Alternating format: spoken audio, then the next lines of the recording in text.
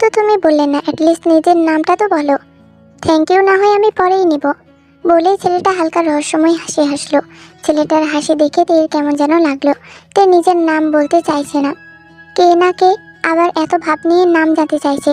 চুপ করে থাকাই ভালো। তেকে চুপ থাকতে দেখে ছেলেটা বলল, চুপ থেকে লাভ নেই, নাম বলো, নয়তো এক্ষুনি বাস থেকে ফেলে দেবো। তে রীতিমতন চমকে তাকালো। আয় হায়, এই ছেলে পাগল নাকি? চলন্ত বাস থেকে ফেলে দেবে বলছে।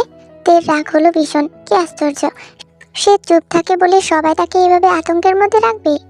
ওই বন মানুষটাও একই কাজ করে। তে প্রায় রেগে বলল, দিন, ফেলে দিন। পড়লে আমি একা পড়বো না, আপনাকে নিয়েই পড়বো। বাসের বাকি মানুষগুলো অবাক হয়ে ওদের দিকে তাকিয়ে আছে। রাগের মাথায় কথাগুলো জোরেই বলে ফেলেছে তে। তখন না বুঝলেও এখন ঠিক বুঝেছে। পাশে বাস হেল্পার বলে উঠল, মনে হয় প্রথম প্রথম ঝগড়া। বলেই ফিক করে হেসে উঠল সে। লোকটার কথা শুনে তের সামনের এলিয়ানটাও হেসে ফেলল। তে ভ্রু কুঁচকে তাকিয়ে রইল। প্রথম প্রথম ঝগড়া আবার কি? তের কেন জানি প্রচন্ড রাগ হচ্ছে। বারবার জাঙ্কুকের চেহারা চোখের সামনে ভেসে উঠছে তার। সব হয়েছে ওই লোকটার জন্য। লোকটাকে হাতের কাছে পেলেই হয়। বাসটার নেক্সট স্টপে এসে দাঁড়াতেই ছেলেটা নেমে গেল। আর যাওয়ার আগে তের দিকে তাকিয়ে বলল, আবার দেখা হচ্ছে কিন্তু। ঠোঁটে আবার সেই রহস্যময় হাসি। আবার দেখা হচ্ছে মানে কি? কাল থেকে সে আর বাসে করে যাবে না, দরকারে প্রয়োজনে হেঁটে যাবে। জাঙ্কুক মেডিকেলের সামনে গাড়ি দেখে মনে মনে খুশি হলো, কারণ এই অফিস টাইমে বাসে করে যেতে অনেক ঝামেলা পোহাতে হতো। গাড়ির দরজা খুলে পেছনে বসতে বসতে বলল, এসেছো, ভালো করেছো, এবার চলো। ফিরতে ফিরতে জাঙ্কুকের মাথায় মেয়েটির কথা এলো। এত তাড়াতাড়ি মেয়েটা বাসায় পৌঁছে গেছে, ভেরি স্ট্রেঞ্জ। ড্রাইভারকে জিজ্ঞাসা করতে গিয়েও করলো না সে। বাসায় গেলেই দেখা যাবে। জাঙ্কুক নিজের ঘরে এলো। বাড়িটা এমন শান্ত হয়ে আছে, আগে যেমনটা থাকতো। হঠাৎ এমন শান্তিময় পরিবেশের কারণ? জাঙ্কুক রুম থেকে বেরিয়ে একবার এদিক ওদিক তাকালো। ডান দিকে তেহের ঘর। ওইদিকে তাকাতেই দেখলো ঘরটা খালি। আচ্ছা, বাদরটা ফেরেনি তাহলে। তাই তো বলি, এত নির্মম লাগছে কেন? এসেই তো উৎপাত শুরু করবে। জাঙ্কুক টাওয়াল নিয়ে ফ্রেশ হতে চলে গেল। তে বাড়িতে ফিরে প্রথমে নামজন সাহেবকে খুঁজলো। করিডোরে চা হাতে চিন্তিত মুখে তিনি দাঁড়িয়ে আছেন। তেকে এগিয়ে আসতে দেখে স্বস্তির নিঃশ্বাস ফেলে বললেন, এত দেরি হলো কেন তোর? তে নামজন সাহেবকে খুঁজছে দুটি কথা বলবে বলে। প্রথমটি হলো সে আর গাড়ি করে কলেজে যাবে না। দ্বিতীয়টি হলো আজ থেকে সে আর ডাইনিং টেবিলে খাবে না। কিভাবে বলবে তে বুঝে উঠতে পারছে না। নামজন সাহেবের দিকে তাকিয়ে তে হালকা হাসলো। তারপর অনেক সাহস করে কথাগুলো বলতেই নামজন সাহেব গম্ভীর মুখে তাকিয়ে রইলেন। তারপর ভারী গলায় বললেন, দুটোর একটাতেও আমার অনুমতি নেই। তে পড়েছে মহাবিপদে। যে করেই হোক নামজন সাহেবকে তার রাজি করাতেই হবে, না হলে সব সময় তেকে একটা অস্বস্তির মধ্যে থাকতে হয়, যেটা সে চায় না। জাঙ্কুক ফ্রেশ হয়ে বেরিয়ে এলো, কালো রঙের শার্ট আর ট্রাউজার পরে। সামনে তাদের একটা মেডিকেল ক্যাম্পিং আছে। পাহাড়ি এলাকার মানুষদের জন্য সেই ক্যাম্পিংয়ে বিনামূল্যে সেবা প্রদান করবে তারা। সেটা নিয়ে জাঙ্কুক ভীষণ স্ট্রেসে আছে। তার মধ্যে কোনো প্ল্যান সাকসেসফুল হতে হলে অবশ্যই সেটা ভালোভাবে অর্গানাইজড করতে হবে। কিন্তু এই ক্যাম্পিংয়ের অবস্থা নাজেহাল। কয়েকদিন পর ক্যাম্প, আর এখনও এমন খাপছাড়া ব্যাপার। জাঙ্কুক কাউচে বসে চোখ বন্ধ করে কিছু একটা ভাবছিল। হঠাৎ নূপুরের অস্পষ্ট আওয়াজ তার কানে ভেসে এলো। ধীরে ধীরে সেই আওয়াজ আরও স্পষ্ট হতে লাগলো। খুব কাছাকাছি কেউ নূপুর পায়ে হেঁটে আসছে। শব্দটা একদম কাছে থেকে আসছে। জাঙ্কুক চোখ খুলে তাকালো। সামনে তাকাতেই দেখলো তেকে। ব্যাগ কাঁধে সে নিজের রুমের দিকে যাচ্ছে। জাঙ্কুক কিছুক্ষণের জন্য স্থির দৃষ্টিতে তাকিয়ে রইল। তারপর ভ্রু কুঁচকে ডান পাশের দেয়ালের ঘড়িটার দিকে তাকালো। মেয়েটা এত দেরিতে বাড়ি ফিরেছে কেন? কোন কলেজে আবার এতক্ষণ ক্লাস হয়? আর এই মেয়ের নুপুরের আওয়াজ ভেবেই জাঙ্কুক দু আঙ্গুলে কপাল তুলতে লাগলো। বিরক্তি নিঃশ্বাস ফেলে বিড়বিড় করে বলল, আচ্ছা, এই জন্যই বাড়িটা এতক্ষণ নির্জন লাগছিল। তে ব্যাগটা টেবিলে রেখে বিছানায় গা এলিয়ে দিল। অবশেষে এই লম্বা দিনটা শেষ হলো। কালকে থেকে নো চিন্তা ডো ফুর্তি। অনেক কষ্টে নামজন সাহেবকে সে রাজি করেছে। বাপরে, একদিনে কি কি ঘটলো! প্রথমে আয়ো, তারপর ড্রাইভারকে তাড়ানো, বাসে ওঠার যুদ্ধ, তারপর মঙ্গল গ্রহের সেই এলিয়েন, শেষমেশ নামজন সাহেবকে রাজি করানো। কালকে থেকে আর কোনো ঝামেলায় পড়বে না সে। মনোযোগ দিয়ে পড়ালেখা করবে। ভাবতে ভাবতে উঠে বসলো। উফ, পাটাও অসহ্য ব্যথা করছে। তে পা থেকে মোজা চূড়া খুলে বিছানায় রাখলো। তারপর তোয়ালে আর জামা নিয়ে শাওয়ার নিতে গেল। আজ সে অনেকক্ষণ আরাম করে গোসল করবে। জাঙ্কুক অনেকক্ষণ ভেবে একটা প্ল্যান বের করলো, কিন্তু ক্যাম্প ইনস্ট্রাক্টরের সাথে তার কথা বলা প্রয়োজন। নাম্বার কি তার কাছে আছে? জাঙ্কুক বিছানার উপর থেকে ফোনটা নিয়ে চেক করলো। কিন্তু না, তার কাছে নাম্বার নেই। কার কাছে নাম্বার থাকতে পারে? আয়ু? হ্যাঁ, থাকতেই পারে। ওর কাছে থাকবে না এমন কোনো জিনিস আছে? জাঙ্কুক আয়ুকে কল করতেই জিমিন কল রিসিভ করলো। জাঙ্কুক কিছু বলার আগেই জিমিন বলল, জাঙ্কুক ভাইয়া, থেকে একটু ফোনটা দিবেন, কথা বলবো। ওর নাম্বারটা নিতে ভুলে গেছি, ফোনটা একটু দিন না। হোয়াট? কাকে দেব? যে মেয়েটাকে নিয়ে জাঙ্কুকের এত সমস্যা, তার নামটাই জাঙ্কুকের জানা নেই। জিমিন কিছু বলার আগেই আয়ু এসে জিমিনের হাত থেকে ফোনটা নিয়ে বলল, জিমিন, তুই বড্ড বেয়াদব হয়েছিস, বলেই ফোন হাতে বারান্দায় চলে গেল। আয়ু ফোন কানে দিয়ে বলল, কি ব্যাপার, তুই রাতে ফোন করেছিস? তা জনাব, এত রাতে ফোন করার কারণ? জাঙ্কুক সোজাসুজি কথা না বাড়িয়ে নাম্বারটা চাইলো। আয়ু ওপাশ থেকে বলল, দাঁড়া, খুঁজে দিচ্ছি, ওয়েট কর। জাঙ্কুক কান থেকে ফোনটা নামিয়ে বারান্দায় এলো। হঠাৎ বৃষ্টি শুরু হয়েছে। বৃষ্টির ঝুমঝুম শব্দ কানে ভাসছে। আসলে শুধু ঝুমঝুম শব্দই কানে ভাসছে না, সঙ্গে নুপুরের শব্দটা আরও কানে আসছে। জাঙ্কুক বারান্দায় দাঁড়িয়ে সেই শব্দ শুনছে। বৃষ্টির কয়েকটি বিন্দু এসে ভিড়েছে তার বাম গালে। কেন জানি আজ তার বৃষ্টি ভালো লাগছে। ভালো লাগার কারণ কি সেই নুপুরের আওয়াজ? সেই আওয়াজ হঠাৎ আজ নেশার মতন তাকে গ্রাস করছে। জাঙ্কুক হাত দিয়ে কপালের চুলগুলো পেছনে সরিয়ে নিয়ে আকাশের দিকে তাকালো। ফোনটা রেখে দিয়েছে বারান্দার টুলটার উপর। ফোনটাও ভাইব্রেট করছে, কিন্তু জাঙ্কুকের সেদিকে খেয়াল নেই। জাঙ্কুক তোয়ালে নিয়ে মাথা মুছতে মুছতে রুমে এলো। হঠাৎ তার ফোনের কথা মনে পড়লো। ফোনটা সে টুলে ফেলে এসেছে। ফোনটা হাতে নিয়ে অন করতে দেখলো আয়ুর মিসড কল উঠে আছে। জাঙ্কুক তোয়ালেটা একপাশে রেখে হাত দিয়ে ভেজা চুলগুলো এলোমেলো করে আয়ুকে কল দিল। ফোন ধরে আয়ু রাগী গলায় বলল, ফোন রেখে কোথায় হারিয়ে গেছিলি? তেমন কিছু না, তুই নাম্বার পেলি? হাত দিয়ে চুলগুলো ঠিক করতে করতে বলল, হ্যাঁ পেয়েছি। ওপাশ থেকে আয়ু বলল। জাঙ্কুক ফোন হাতে রুম থেকে বেরিয়ে আসতে আসতে বলল, ওকে, আমাকে ইনবক্স কর। কথাটা বলে শেষ করতেই অজস্র পানি ছিটে জাঙ্কুকের মুখে এসে পড়ল। জাঙ্কুক সঙ্গে সঙ্গে চোখ বন্ধ করে ফেলল। সবে সে চুলের পানি মুছে তারপর বেরিয়েছে, এখন আবার?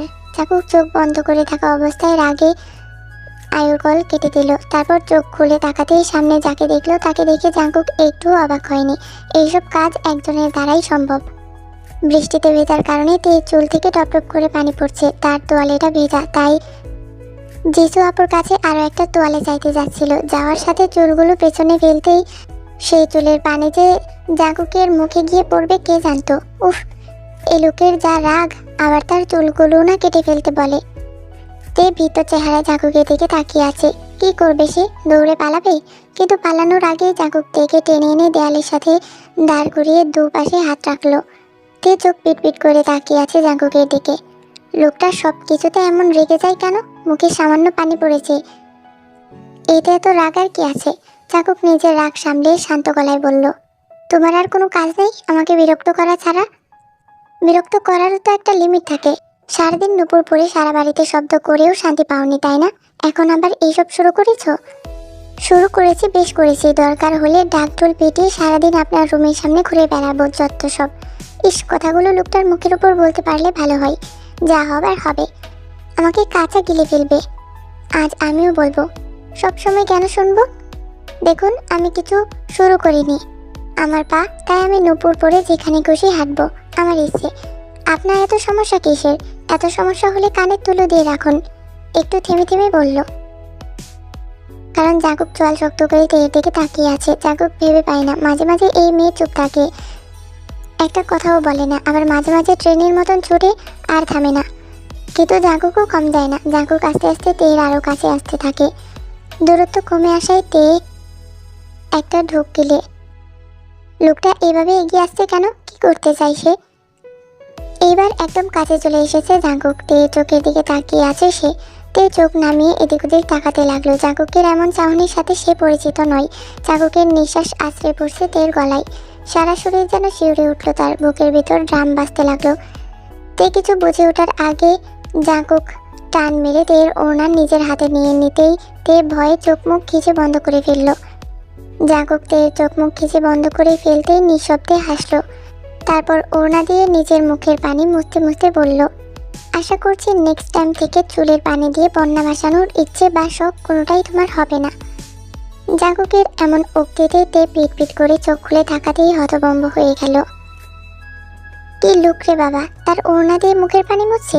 এরপর কি করবে লোকটা? তে আতঙ্কিত চেহারায় জাঙ্কুকের দিকে তাকিয়ে আছে। জাঙ্কুক মুখের পানি মুছে ওড়নাটা এমনভাবে ছুঁড়ে মারলো এসে একেবারে তের মুখের উপর পড়লো। তারপর জাঙ্কুক আর চোখে তাকিয়ে এক হাত পকেটে ভরে সিঁড়ি বেয়ে নিচে নেমে গেল। তে ওইখানেই মূর্তির মতন দাঁড়িয়ে রইল। একটু আগে তার সাথে কি হলো এটা? যখন এতই তার ওড়না দিয়ে মুখ মুছেছে, ওড়নাটা ভেজানোর শখ ছিল, ওড়না টান মেরে নিয়ে গেলেই পারত। একেবারে সিনেমার হিরোদের মতন এগিয়ে এসে এমন ঢং করার মানে কি ছিল? অসভ্য লোক একটা, মনে মনে বিড়বিড় করতেই তপ্ত নিঃশ্বাস ফেলতে। তারপর নিচে নেমে এলো। যিশু আপু টিভিতে কি একটা অনুষ্ঠান দেখছে। তে গিয়ে তার পাশে বসলো। যিশু তেকে আর চোখে তাকিয়ে বলল, ছাদে গিয়ে যে বৃষ্টিতে ভিজেছ আমি কিন্তু দেখেছি। জ্বর যদি বাঁধিয়েছ চান্দু। বাকিটা বলার আগেই তে যিশুর হাত ধরে টেনে নিচে থেকে এনে ফিসফিস করে বলল, আসতে বলো না প্লিজ, গোসল করতে গিয়েছিলাম, তখন বৃষ্টির আওয়াজে বেরিয়ে এসেছি। সরি, আর ভিজবো না, এটাই লাস্ট। যিশু সন্দেহজনক দৃষ্টিতে তাকিয়ে থেকে বলল, হঠাৎ বৃষ্টিতে ভিজলে কেন? তে এদিক ওদিক তাকিয়ে আবারও ফিসফিসিয়ে বলল, আমার ভালো লাগে ভিজতে। যিশু আর চোখে একবার জাঙ্কুকের দিকে তাকালো। জাঙ্কুক কফির জন্য বলছে তার মাকে। যিশু হঠাৎ একটা ঘটনার কথা মনে পড়লো। মনে পড়তেই সে হেসে ফেললো। তে উদ্গ্রীব হয়ে জিজ্ঞাসা করলো, তুমি এভাবে হাসছো কেন? একটা কথা মনে পড়ে গেল তাই। যিশুর কথায় তে কৌতূহল নিয়ে জিজ্ঞাসা করলো, কি কথা আমাকে বলো? তুমি যখন খুব ছোট ছিলে, মানে সবে হাঁটতে শিখেছো, তখন তোমরা আমাদের পুরানো বাসায় এসেছিলে। সেদিনও এমন বৃষ্টি ছিল। তোমাকে কোলে করে আমি বারান্দায় নিয়ে গিয়েছিলাম। তুমি তোমার ছোট হাতগুলো বাড়িয়ে বৃষ্টির পানি ধরতেছিলে আর হাসতেছিলে, আস্তে আস্তে লুটোপুটি খাচ্ছিলে।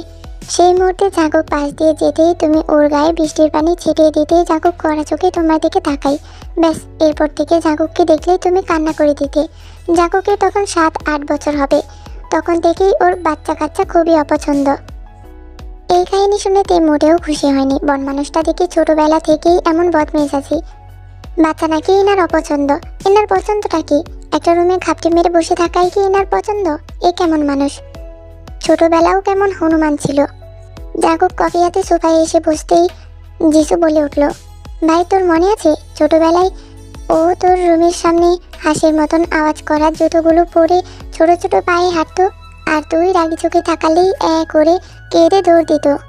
জাঙ্কুক কফির মগে চুমুক দিতে দিতে তের দিকে তাকালো। তে রাগে কিরমির করছে। ছোটবেলায়ও লোকটা তাকে জ্বালিয়েছে, ছোট থাকতেও রেহাই দেয়নি।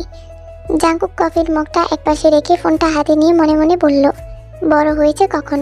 আগে ঘাটতেরা ছিল, এখনও ঘাটতেরাই আছে। পার্থক্য খালি আগে হাঁসের আওয়াজ করত আর এখন নুপুরের আওয়াজ। তারপরেও দ্বিতীয়বারের মতন দৃষ্টি স্ক্রিন থেকে সরিয়ে তের দিকে তাকালো। চেহারাটা দেখো, একেবারে জঙ্গলি বিড়ালদের মতো করে রেখেছে, যেন এক্ষুনি উঠে এসে খামচে দেবে। তে কলেজ শেষে বাড়ি ফেরার সময় দেখলো জিমিন তার দিকে ছুটে আসছে। তে রাস্তার এপাশ দাঁড়িয়ে জিমিনের জন্য অপেক্ষা করলো। আজ সারাদিন মেয়েটা উধাও ছিল, ক্লাসেও দেখেনি ওকে। জিমিন ছুটতে ছুটতে এসে তের সামনে থেমেই হাঁপাতে হাঁপাতে বলল, এত তাড়া কিসের বাসায় যাওয়ার? একটু অপেক্ষা করতে পারলে না? সরি, আমি তো প্রথম ক্লাসের পর তোমাকে আর দেখিনি তাই। এতটুকু বলেই তে থামলো। তারপর ব্যাগ থেকে নিজের পানির বোতল জিমিনের দিকে এগিয়ে দিয়ে বলল, পানি খাও। জিমিন বোতলটা নিয়ে পানি খেয়ে স্বাভাবিক হলো। তারপর বলল, ওই ছেলেগুলো যে প্রতিদিন তোমার পিছু নেই, তুমি দেখো না? আমি তোমার জায়গায় থাকলে এতদিনে তাদের মাথা ফাটিয়ে দিতাম। জিমিনের কথায় তে সামনে তাকালো। সত্যিই কয়েকটা ছেলে একপাশে দাঁড়িয়ে ওদের দিকে তাকিয়ে আছে, কিন্তু এর আগে তে ব্যাপারটা খেয়াল করেনি কোনোদিন। জিমিন উঠে দাঁড়িয়ে বলল, ওদিক তাকিয়ে থেকো না, এটা বখাটে ছেলে, পরে ভাববে তুমি ওদের এসব কাজে মজা পাও।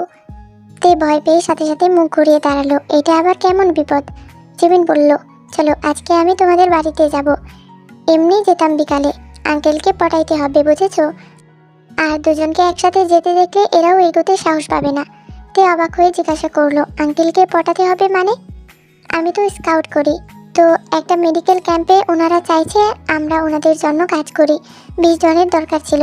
আমাদের কলেজে আমরা ছিলাম মাত্র 12 জন, আরও 8 জন প্রয়োজন ছিল যারা ওই ক্যাম্পে হেল্প করবে। সব ক্লাস ঘুরে ঘুরে 7 জনকে রাজি করানো হয়েছে, আর একজনের কমতি ছিল, তাই তোমার নাম দিয়ে দিয়েছি। সময় ছিল না হাতে, কি করব বলো? কালকেই ক্যাম্পিং।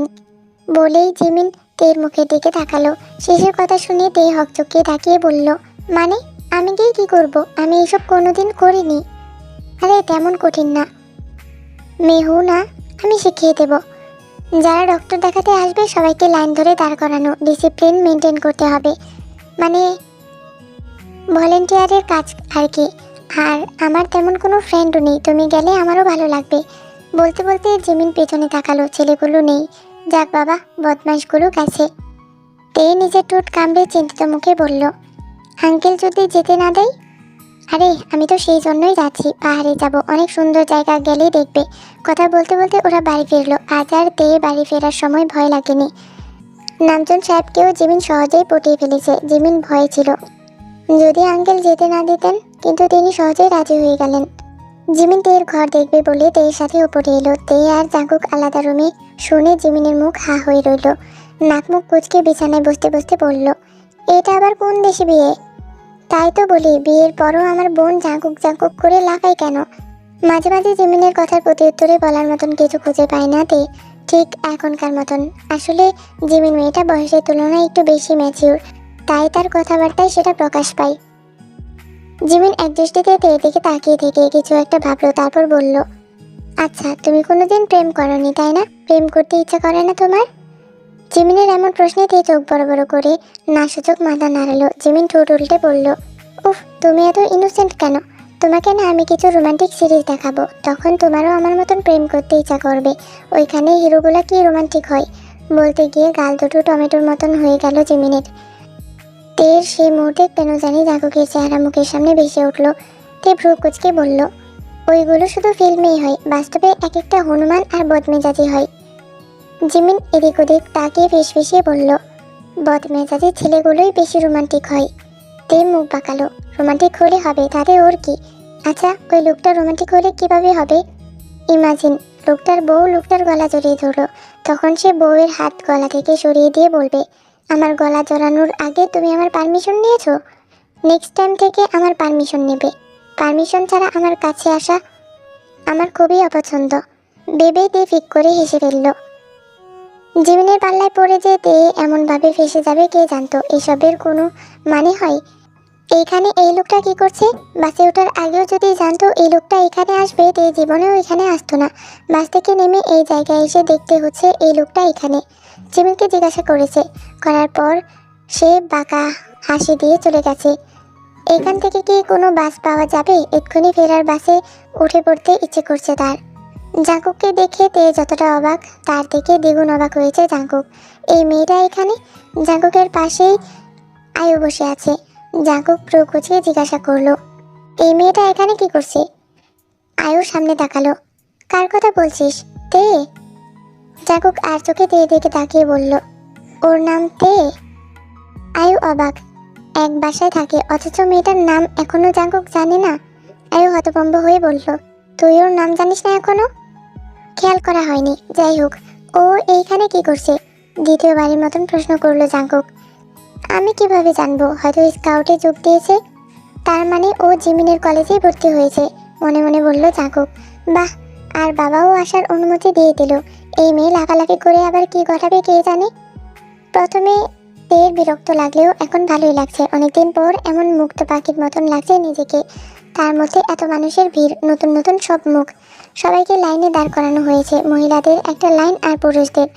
দুপুরের পর বাচ্চাদের টিকা দেওয়া হবে। সবাই কিছুক্ষণের মধ্যে যার যার কাজে ব্যস্ত হয়ে গেল। অনেকেই লাইন ভেঙে আগে যাওয়ার চেষ্টা করে, কিন্তু জিমিনার বাকিরা মিলে আটকে দেয়। আয়ু জাঙ্কুকের বুথের সামনে এসে বলল, তোর আইডিয়াটা ভালোই ছিল। আমার আইডিয়া ভালোই হয়। আর মেডিকেলের প্রথম বর্ষের ছাত্রছাত্রীকে ভলেন্টিয়ার হিসাবে আনলে আগেরবার কি হয়েছিল মনে আছে? পিকনিকে এসেছিল মনে হচ্ছিল। এক একজন গার্লফ্রেন্ড বয়ফ্রেন্ডকে নিয়ে এসেছে। And look at them, they are active. Actually ওরা জানে কীভাবে এসব সিচুয়েশন হ্যান্ডেল করতে হয়।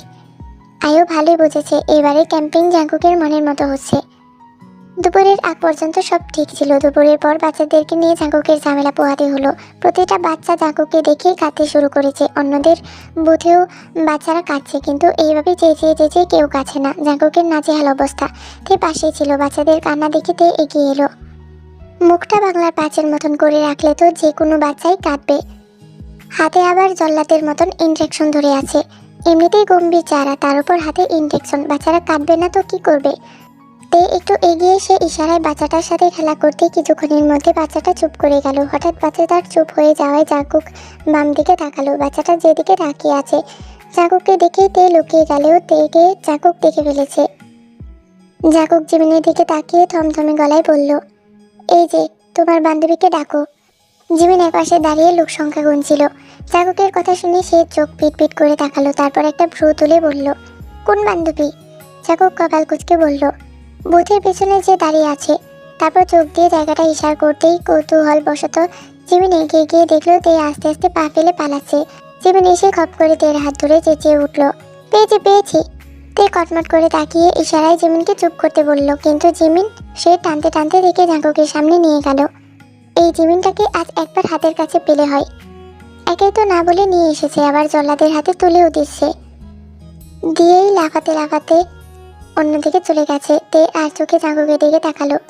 পেছনে অনুমতি ছাড়া দাঁড়িয়েছে বলে কি তাকেও এখন ইনজেকশন দিয়ে দেবে? দিয়েও দিতে পারে, এই লোকের কোনো ঠিক নেই ভেবে তে দু কদম পিছালো। সঙ্গে সঙ্গে জাঙ্কুক বলল, একদম নড়বে না, দাঁড়াও এখানে।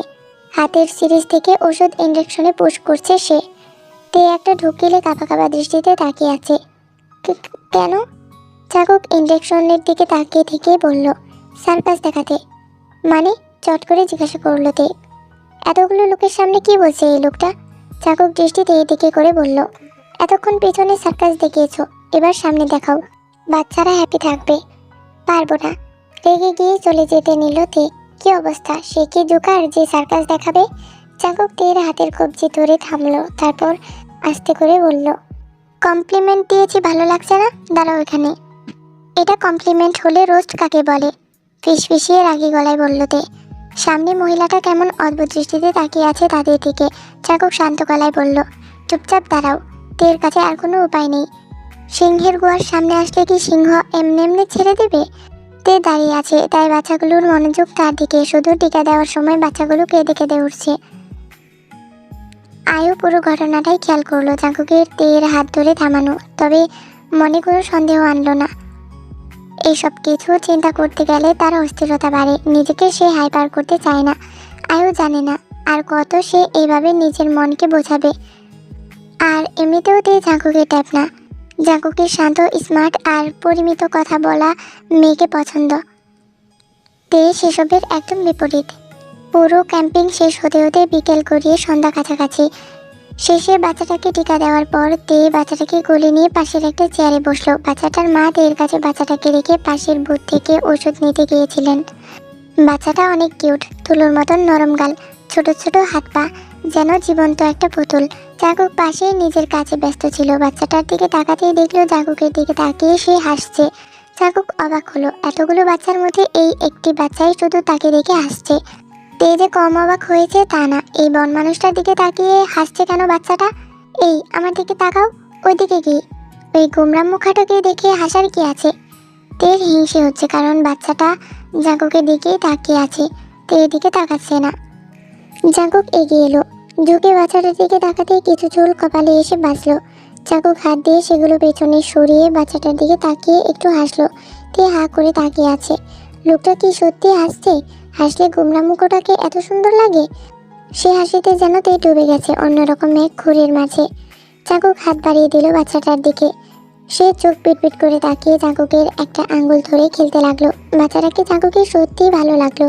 ঠোঁটের এক কোণে হাসি নিয়ে সে বাচ্চাটাকে দেখছে। জাঙ্কুকের যে হাসি দেখে তের কেমন জানি লাগছে। বুকের ভেতরটায় তোলপাড় চলছে, হাত পা ঠান্ডা হিম শীতল হয়ে গেছে। তে বিস্ময় নিয়ে অপলকে তাকিয়ে রইল। এমন লাগছে কেন তার? বাচ্চাটার নাম কি? প্রশ্ন করে জাঙ্কুক তের দিকে তাকালো। তে যে প্রশ্ন করেছে সেটা সে শুনেছে বলে তো মনে হয় না। এত অবাক হয়ে মেয়েরা কি দেখছে? জাঙ্কুক তের সামনে তুড়ি বাজাতেই তে ঘন ঘন চোখের পাতা ফেললো। জাঙ্কুক বলল, কোথায় থাকে তোমার মন? আমি বাচ্চাটার নাম জিজ্ঞাসা করেছি। তে এখনো বুঝে উঠতে পারলো না এমন লাগছে কেন তার। সে রোবটের মতন বলল, মৃন্ময়ী, বলেই আবার অন্যমনস্ক হয়ে গেল। ফিরে যাওয়ার সময় হয়েছে, সবাই বাসে উঠাউঠিতে ব্যস্ত। তে যেতে ইচ্ছে করছে না। কি সুন্দর জায়গাটা, এখানে এসে যেন প্রাণ ফিরে পেয়েছে সে। তে বাসে উঠে বসেছে, জানালা দিয়ে বাইরের আকাশটার দিকে তাকিয়ে আছে। এত কিছুর মাঝে জাঙ্কুকদের সাথে কয়েকজন আজকে না ফেরার বাহানা করেছে। আয়ু এতে তাল দিয়েছে, কিন্তু জাঙ্কুককে কেউ রাজি করাতে পারছে না। জাঙ্কুকের রাগ লাগছে, এরা এমন ইম্যাচিওর বিহেভ করছে কেন? এরা সবাই নাকি 1 মাস পর ডাক্তার হবে। তাদের সাথে দীপ্ত বলে উঠল, আজ রাতে বনফায়ার করে কাটাবো, প্লিজ তুই ব্যাগরা দিস না। জাঙ্কুক চটে গিয়ে বলল, দিস ইজ বুলশিট, তোদের রেসপন্সিবিলিটি বলতে কিছু নেই। সঙ্গে যে এতগুলো ছেলে মেয়ে আছে, ওদের গার্ডিয়ান কি ওদের অ্যালাউ করবে? আর রাতের বেলায় এই পাহাড়ি এলাকায় এতগুলো ছেলে মেয়ের সেফটি দিতে পারবি তোরা? থাকবে কোথায়? আশেপাশে আছে কোনো হোটেল? B mature. জাঙ্কুকের কথায় সবাই একটু ভাবনায় পড়লো। জাঙ্কুক ভুল কিছু বলেনি। আয়ু হুট করে বলল, ওদের ফেরত পাঠিয়ে দেই। আয়ুরও থেকে যাওয়ার ইচ্ছা। একা একা এতগুলো ছেলে মেয়েকে পাঠাবো, তাও আবার রাতের বেলা? স্থির দৃষ্টিতে তাকিয়ে বলল জাঙ্কুক, না না, একা একা না। ইউসুফ আর রবিন তো থাকছে না, ওরা তাহলে ওই বাসে করেই ফিরে যাবে। আমরা আমাদের বাস নিয়ে সকালে রওনা দেব। আয়ু শান্ত গলায় বলল। জাঙ্কুকের আর কিছু বলার নেই, করুক না যা ইচ্ছে, শেষে ঝামেলা হলে বুঝবে। তখন জাঙ্কুক জাঙ্কুক করেও কোনো লাভ হবে না। জাঙ্কুক মুখ ভার করে অন্যদিকে হাঁটা দিল। ওদের আর কিছু বলল না। ওরা করুক, ওদের যা ইচ্ছা, সে তারটা বুঝে নেবে। যেহেতু আয়ু থাকবে, জিমিনও থাকার বাহানা পেল। আর জিমিন থাকবে মানেই তেকে সে টেনে হিসড়ে আনবেই। জিমিন সেটাই করেছে, তেকে ফেরত যেতে দেয়নি। তে থাকার ইচ্ছা করছিল, কিন্তু জাঙ্কুকের চেহারা বেশি উঠেই সে আবারও যেতে চাইল। কিন্তু জিমিন সে তো নাচুর বান্দা। জিমিন যেখানে তেও সেখানে, সিম্পল। তের যে খুব খারাপ লাগছে তা না, জায়গাটা রাতের বেলায় অনেক সুন্দর লাগছে। তে হাঁটতে হাঁটতে সামনের দিকে গেল। হাতে লম্বা একটা লাঠি দিয়ে মাটিতে আঁচড় কাটতে কাটতে যাচ্ছে সে। হারিয়ে গেলে ওই দাগ দিকে ফিরতে পারবে। জিমিন গাড়িতে ঘুমিয়ে পড়েছে কিছুক্ষণ হলো, না হলে ওকে নিয়ে আসা গেলে ভালো হতো। তে হাঁটতে হাঁটতে একটা উঁচু পাহাড়ের উপর উঠে দাঁড়িয়েছে। ওইখান থেকে আকাশটা একদম কাছ থেকে দেখা যাচ্ছে। অদ্ভুতভাবে আকাশের আজ কোনো মেঘ নেই, পরিষ্কার আকাশে তারাগুলো রিমঝিম করছে। চারটাও একপাশে হাসছে। তে মুগ্ধ হয়ে দেখছে, আচ্ছা তার নীলচে তারাটা কোথায়? তে খুঁজতে লাগলো। এর মধ্যেই ক্যামেরায় ক্লিক ক্লিক আওয়াজে পাশে তাকাতেই কে যেন তার মুখে ফ্ল্যাশ মারলো। তে আতঙ্কিত স্বরে বলল, কে কে কে আপনি? গলায় ঝুলানো একটা ক্যামেরা মুখের সামনে ধরে আছে, মাথায় একটা কালো ক্যাপ পরা একজন তার ছবি তুলছে। তে ভীষণ ভয় করছে। এসব ভিনগ্রহী মানুষের সাথে তার দেখা হয় কেন? তে হাতের লাঠিটা সামনে ধরে কড়া গলায় বলল, কে আপনি? ক্যামেরা নামান বলছি। ছেলেটা ক্যামেরা সরিয়ে বিরক্তি দিয়ে তে দিকে তাকালেই তে আতঙ্কে বুকটা কেঁপে উঠল। প্রথমে চিনতে না পারলেও এখন ঠিক চেনেছে। এই এলিয়েনটা এখানে কি করছে? সত্যি কি এটা এলিয়েন? না হলে হুটহাট করে এভাবে সামনে আসে কেন? কিভাবে আসে? তে কাঁপা কাঁপা হাতে লাঠিটার সামনে ছেলেটার দিকে তাক করে বলল, আপনি এখানে কি করছেন? ছেলেটা নির্বিকার ভঙ্গিতে বলল, ছবি তুলছিলাম। আমার ছবি তুলছেন কেন? আমার পারমিশন নিয়েছেন? কঠিন গলায় বলল তে। বলার সময় মনে হলো সেও জাঙ্কুকের মতন কথা বলছে। হেই, আমি একজন প্রফেশনাল ফটোগ্রাফার। ছেলেটার এমন কথায় তে চটে গিয়ে বলল, তো আমি কি করব? আপনি আমার ছবি তুলেছেন কেন? ডিলিট করুন। লাঠিটা একদম ছেলেটার মুখের সামনে রেখে শাসিয়ে বলল তে। ছেলেটা এক হাত দিয়ে সামনে থেকে লাঠিটা সরিয়ে বলল, পারমিশন নেওয়ার কি আছে? চাঁদের ছবি তোলার আগে কি চাঁদ থেকে আমরা পারমিশন নেই? যে চাঁদ তোমার ছবি তুলছি, চাঁদ এত সুন্দর হয়েও কিছু বলে না, আর তুমি এমন করছো কেন? চাঁদ থেকেও কি তুমি বেশি সুন্দর? বলেই বাঁকা ঠুটে হাসলো। ছেলেটার কথায় তে হতভম্ব হয়ে তাকিয়ে আছে। কি বলল এই ছেলেটা? এই আবার কেমন কথা? তে কড়া গলায় বলল, এইসব জানি না, আপনি আমার ছবি রাখতে পারবেন না, ব্যাস। ছেলেটা তের হাতের লাঠিটা শক্ত করে ধরলো। মেয়েটা কথায় কথায় লাঠি নাড়াচ্ছে কেন? চোখটা না গেলে দেয়। লাঠি ধরায় তে নিজের সর্বশক্তি দিয়ে লাঠিটা টানতে লাগলো। টানতে টানতে বলল, ছাড়ুন ছাড়ুন বলছি। ছেলেটা লাঠি শক্ত করে ধরে রেখে এগিয়ে আস্তে আস্তে বলল, তা ছাড়বো না। ছাড়লেই তো আবার মুখের সামনে লাঠিটা নাচাতে থাকবে। আর প্রথমবার যখন হেল্প করেছি ধন্যবাদ তো দাওনি, নামটা জিজ্ঞাসা করেছি সেটাও বলেনি। এসবের বদলে তোমার একটা ছবি তো আমি রাখতেই পারি, তাই না? না পারেন না। কড়া চোখে তাকিয়ে বলল তে, অবশ্যই পারি। যতবার এই ছবি দেখবো ততবার মনে পড়বে তোমার আমার প্রথম দেখা। বলে ছেলেটা হালকা হাসলো। তে ভ্রু কুঁচকে তাকিয়ে আছে। কেমন জ্বালা রে বাবা, ঢাকায় ফিরে গেলেই ভালো হতো, এইসবের পাল্লায় পড়তে হতো না। তে লাঠি ছেড়ে দিয়ে দাঁড়িয়ে চলে যেতেই ছেলেটা পথ আটকে দাঁড়িয়ে বলল, নামটা আজও বলবে না? না, আমি অচেনা মানুষকে নাম বলি না, গাল ফুলিয়ে বলল তে। তাহলে চেনে নাও, চিনতে কতক্ষণ? আমার নাম রবি। ছেলেটার কথাই তে আর চোখে তাকালো, তারপর বলল, আপনার নাম রবি? তাহলে আমার নাম বৃহস্পতি। এবার সরে দাঁড়ান। তের কথায় রবি মাথা নিচু করে হেসে বলল, মেয়েটা সত্যিই অন্য মেয়েদের থেকে আলাদা, অনেক আলাদা। রবি আর কথা বাড়ালো না, মেয়েটাকে বিরক্ত করতে চাচ্ছে না সে। পথ থেকে সরে দাঁড়িয়ে বলল, আচ্ছা, নামটা মনে থাকবে। তে বড় বড় পা ফেলে কিছু দূর গিয়ে ছুটে দৌড় দিল। রবি অপেক্ষা করছিল মেয়েটা একবার হলেও পেছনে ফিরে তাকাবে, কিন্তু তে একবারও পেছনে ফিরে তাকায়নি। জাঙ্কুক ফোনের নেটওয়ার্কের জন্য পাহাড়টায় উঠেছিল। দূর থেকে ছেলেটাকে দেখতে না পেলেও তেকে দেখে সে ঠিক চিনেছে। কি করছিল এরা দুজন এখানে? আর ছেলেটাই বা কে? জাঙ্কুক থমথমে দৃষ্টিতে কতক্ষণ দাঁড়িয়ে রইল সেখানে। তো হে আমি পাখির আজকের জন্য এতটুকুই থাক। গল্পের মধ্যে সবচেয়ে সুন্দর একটা বিষয় হইতাছে গিয়া জাঙ্কুকের জেলাসি। বেড়াই যেই পরিমাণ জেলাস মানে হইব ভবিষ্যতে দেখ তার বা তে রেলিয়া বেড়ে বেড়ে জেলাস, মানে অন্য কেউ লোকে দেখলে বেড়ার জেলাস। যেমন হলেও মনে মনে জেলাস হয়ে যাইতাছে গা অজান্তেই। যাজ্ঞা, সামনে অনেক সুন্দর হইতে যাইতাছে, তাই তোমরা কেউ মিস করো না। আর বেশি বেশি করে লাইক দিবা বেটারা, বেডিরা। দুটো সরি বেটারা বলেছি ভুলে। আচ্ছা যাই হোক, মিয়ারাটা আল্লাহ হাফিজ, বাই বাই। জানান গিয়েও তোমাদের প্রতি আমার কোনো ইন্টারেস্ট নেই।